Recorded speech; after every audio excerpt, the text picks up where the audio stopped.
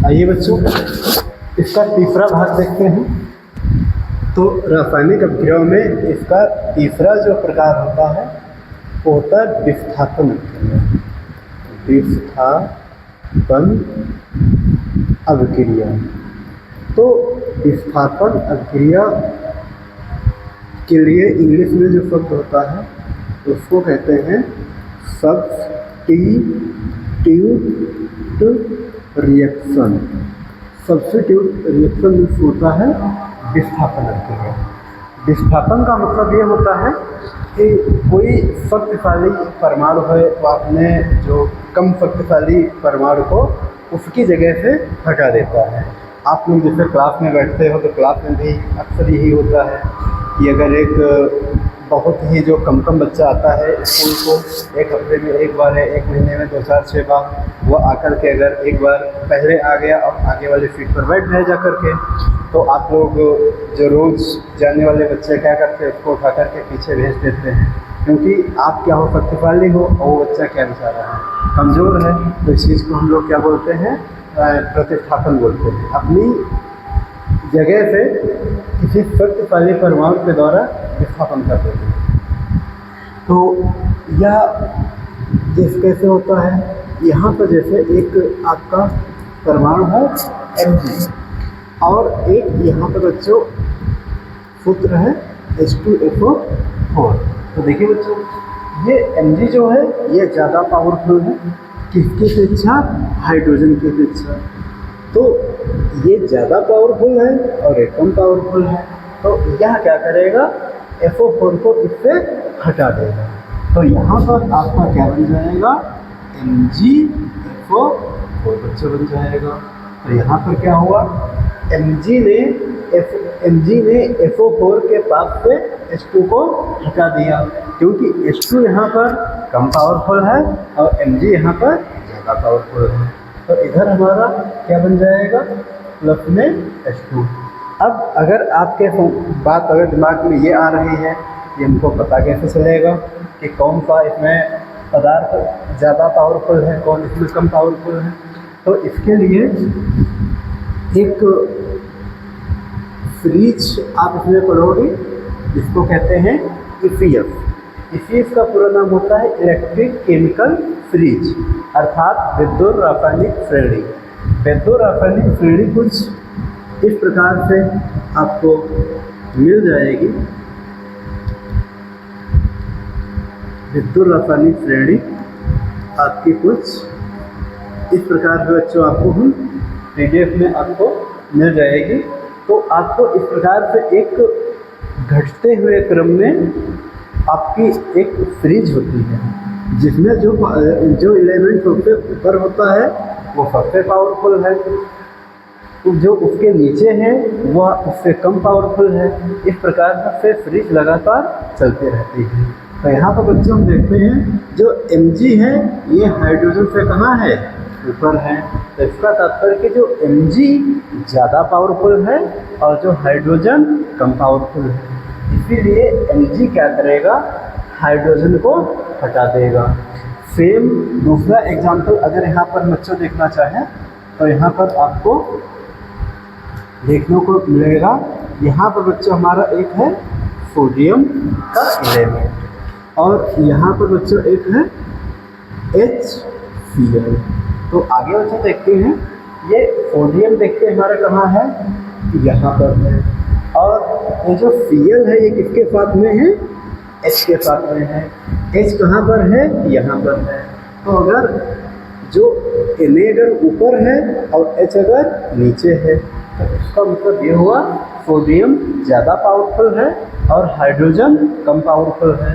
तो सोडियम क्या करेगा, हाइड्रोजन को इसके जगह से हटा देगा और यहाँ पर ये क्या बना लेगा, NaCl, और यहाँ पर हमारी निकल जाएगी हाइड्रोजन गैस।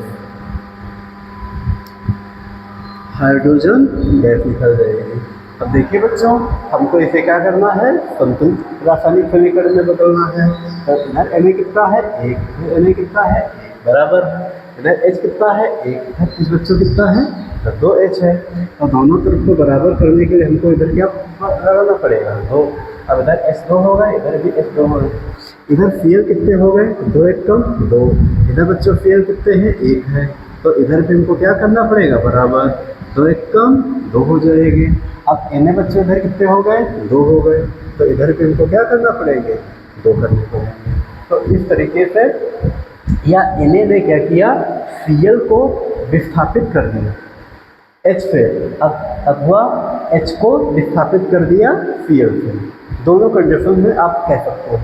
तो विस्थापन अभिक्रिया क्या होती है कि जब कोई शक्तिशाली परमाणु या आयन अपने से कम शक्तिशाली परमाणु या आयन से दूसरे परमाणु या आयन को हटा देता है, तो उसको कहते हैं विस्थापन अभिक्रिया।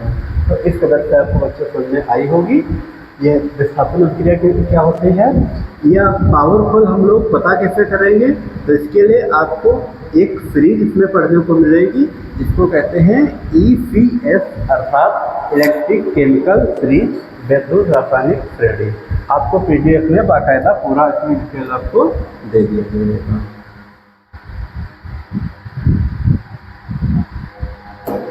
अब बच्चों आगे हम लोग बढ़ते हैं और आगे देखते हैं। आगे आपका आता है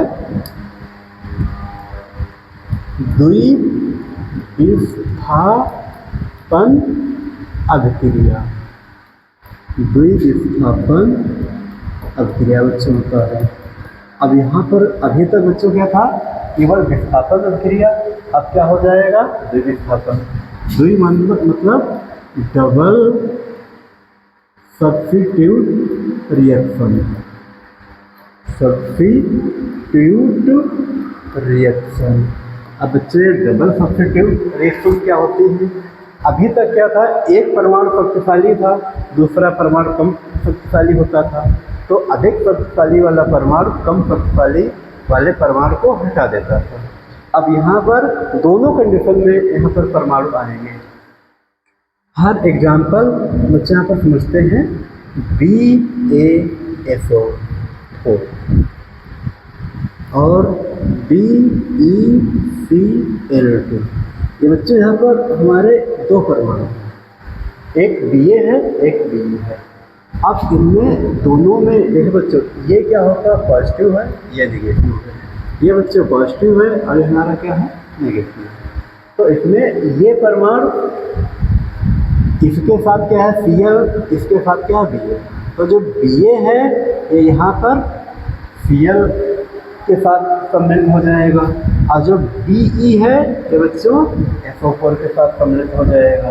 तो इस कदर से इधर बनने वाला पदार्थ क्या हो जाएगा, BaCl2 और BeSO4। तो इस कदर से बच्चों यहाँ पर क्या हुआ, देखिए दो आयनों ने आपस में ट्रांसफर किया है, आपस में विस्थापन कर दिया है। तो इसकी परिभाषा हम लोग किस कदर से कहेंगे, जब दो परमाणु या आयन आपस में परमाणु या आयनों का प्रतिस्थापन कर लेते हैं तो उसको कहते हैं द्विविस्थापन अभिक्रिया। आपको समझ में आया होगा ये जो Ba है इसने Cl के साथ में अपना विस्थापन कर दिया है और जो Be ने SO4 के साथ में अपना आपस में विस्थापन कर दिया है। तो इसको हम लोग बच्चों क्या कहेंगे, द्विविस्थापन अभिक्रिया कहेंगे। आप लोग स्कूल के दिनों में जब स्कूल खुल जाएंगे आप लोग भी ऐसा खूब करते होंगे। जैसे क्या होता है, आप लोग साइकिल से आते होंगे बच्चों, तो एक बच्चा मान के चलो एक दिन उसके पापा ने उसको नई साइकिल दिलाई है, वह साइकिल रेंजर है मान के चलो। नई साइकिल देख करके बच्चों को चलाने का खूब मन होता है। आप एक दिन मान के चलो एक नाम का बच्चा है, ये अपनी पुरानी साइकिल से आया हुआ है और एक जो Y नाम का बच्चा है ये मान के चलो अपनी नई साइकिल से आया होगा, रेंजर साइकिल से। तो अच्छा Y की तो नई साइकिल है, इसने तो घर में खूब चलाई ही होगी। तो यहाँ पर बच्चों ने क्या किया, X चाहता है Y की साइकिल चलाना, तो X ने क्या कहा कि भैया हमको अपनी साइकिल चलवा दीजिए। तो Y ने कहा हम लोग तो आपस में दोस्त हैं तो क्यों ना आप हमारी चला लीजिए। तो X ने क्या की, Y की साइकिल ले ली और Y ने क्या की, एक्स की साइकिल ले लें। तो यहाँ पर दोनों बच्चों ने आपस में क्या किया है, प्रतिस्थापन कर दिया। तो जब दोनों बच्चों ने आपस में प्रतिस्थापन कर दिया है तो इस तरीके से इसको हम लोग क्या बोलेंगे, द्वि-विस्थापन अभिक्रिया। अब बच्चों आगे हम लोग बढ़ते हैं और आगे हम लोग देखते हैं, आपको यहाँ पर मिल जाएगा ऊष्मा क्षेपी अभिक्रिया। ऊष्मा क्षेपी अभिक्रिया बच्चों। तो ऊष्मा क्षेपी का मतलब होता है, देखो बच्चों ऊष्मा तो आप लोग खूब समझते होंगे। ऊष्मा से तात्पर्य होता है हीट। हीट माने गर्माहट। तो बहुत सारी ऐसे पदार्थ जैसे सर्दी होती है तो हम लोग क्या करते हैं, अपने कई सारे पदार्थों को जलाते हैं और उन जला करके हम लोग क्या प्राप्त करते हैं, हीट प्राप्त करते हैं। तो वही हमारे क्या होता है जिसमें ऊष्मा बाहर निकलते हैं, तो उसको हम लोग बोलते हैं ऊष्मा क्षेपी अभिक्रिया। तो यहाँ पर बच्चों आते हैं और देखते हैं आपका जैसे क्या है, कार्बन। कार्बन में कोयला। आप लोग अगर इस्त्री वगैरह कराने अपने कपड़े जाते होंगे, वहाँ पर देखते होंगे वो जो व्यक्ति होता है वो अपने पर्स में कोयला वगैरह भरता है, जिसकी वजह से उससे क्या निकलती है, हीट निकलती है और उसी हीट से हमारा ऐसे कपड़ा प्रेस कर देता है। तो यहाँ पर बच्चों क्या है, कार्बन है। और कार्बन को जलाने के लिए हमको क्या जरूरत पड़ेगी, जो ऑक्सीजन की जरूरत पड़ेगी। मैंने आपको बताया था, अगर आप लोगों ने क्लास 11 का वीडियो देखा होगा उसमें मैंने आपको बताया था कि जब जोसेफ प्रिस्टले ने ऑक्सीजन की रिसर्च किए थे तो उन्होंने एक मत प्रदर्शित किया था कि इस दुनिया में किसी भी पदार्थ को बिना ऑक्सीजन की सहायता से नहीं चलाया जा सकता है। तो लेवोसियो ने इस बात को उन्होंने सिद्ध किया था कि बिना ऑक्सीजन के किसी भी पदार्थ को जलाया नहीं जा सकता है। तो कार्बन और ऑक्सीजन को जब बच्चों आपस में मिलाएंगे तो आपस में ये क्या बनती है, CO2 गैस निकलती है। आप लोग भी देखते होंगे धुआं वगैरह जब लकड़ियों को जलाया जाता है तो धुआं वगैरह निकलता है, तो कार्बन डाइऑक्साइड गैस निकलती है और प्लस इसी के साथ में हमारे क्या निकलती है, ऊष्मा निकलती है। आप लोग अपने घरों में देखते होंगे खाना वगैरह जब बनता है ना, तो खाना वगैरह बनते समय जो धुआं वगैरह कुछ निकलता है, कार्बन डाइऑक्साइड गैस उसमें होती है और ऊष्मा वगैरह निकलती है, जिसकी वजह से हम लोग खाना वगैरह बना सकते हैं। तो इसको बच्चों हम लोग क्या कहते हैं, ऊष्मा क्षेपी अभिक्रिया। एक ऐसी अभिक्रिया जिसमें ऊष्मा बाहर निकलती है उसको हम लोग कहते हैं ऊष्मा क्षेपी अभिक्रिया।